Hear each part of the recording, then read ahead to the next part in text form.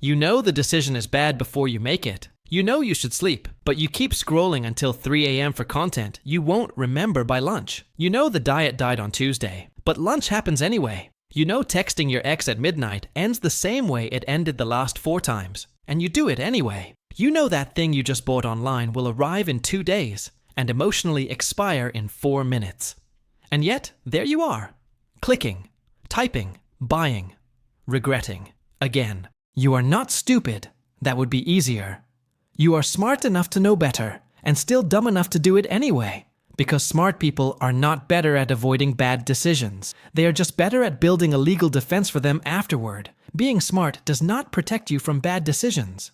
It just gives your brain better excuses after making them. 5 reasons why. Each one has a tiny professional inside your brain, working overtime to ruin your life politely. Reason 1. Comfort before truth. Meet the decorator. Your brain was never built to find the truth. It was built to avoid feeling bad for as long as possible. So when reality knocks with bad news, your brain doesn't investigate. It redecorates. Bad performance review? A normal brain says, I need to improve. Yours calls the decorator, my manager is intimidated by my potential. Bought something you didn't need for the 4th time this month? Not impulsive. Self-care. And here's the twist. The smarter you are, the better the decorator's work looks. An average brain paints over the crack in the wall. Yours commissions a mural and writes an artist's statement to go with it. This is not wisdom. This is a raccoon in a lab coat, holding a paint roller. Comfort first. Truth later. Maybe never. Reason 2.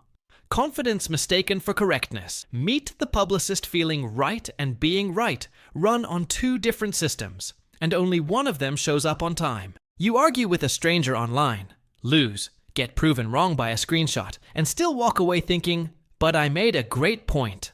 That's the publicist talking. Confidence is loud and early. Correctness is quiet and late, holding a spreadsheet nobody asked for. The smarter you are, the better your publicist's press release reads.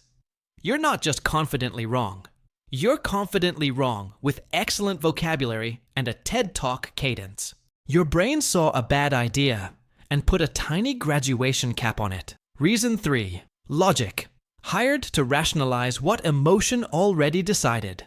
Meet the lawyer. Your emotions make the call. Your logic shows up after, a little out of breath, pretending it was there the whole time. You didn't text your ex at 1 a.m. after a cost-benefit analysis. You felt lonely at 12:58, and by 1 con, your lawyer had a closing argument ready. This is closure, not relapse.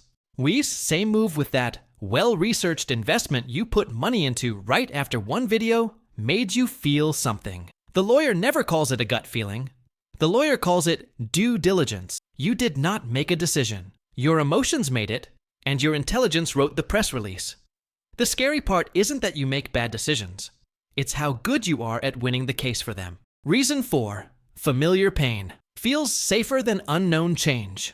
Meet the bouncer. Your brain doesn't ask if a situation is good for you. It asks if it's predictable, and predictable pain beats unpredictable peace every time, according to the list at the door. The relationship that drains you gets in. Familiar, so it's on the list. The same argument with the same person at the same volume, every week in it goes. Real change shows up, dressed in something new, and the bouncer doesn't even check the list. Not tonight. We don't know what's in there. So you stop trying to get past the door and start defending the policy instead. It's complicated. Other people have it worse. Congratulations. You've turned a bad night out into a permanent address. Reason 5. Identity over reality. Meet the forger. Your brain doesn't just protect your body. It protects your idea of yourself, and it will cook the books to keep that story balanced. You think of yourself as the responsible one. So when you overspend, the forger doesn't update the story. It updates the receipt. This was an investment. It was basically on sale. You think of yourself as the smart one. So the moment you're proven wrong in an argument, the goal quietly shifts from finding the truth to protecting the title on the door. This forger works hardest on the smartest people, because they're the only ones with the vocabulary to make a fake receipt look audited. So no, you are probably not stupid. That's the bad news. If you were stupid, this would be simple. The mistake would just sit there, ugly and obvious, easy to spot and easy to fix. But you are smart. Which means your worst decisions don't arrive looking like mistakes. They arrive wearing logic, confidence, and a name tag that says, "Trust me." And somehow you do. You're not stupid. You're just smart enough to make stupidity sound professional.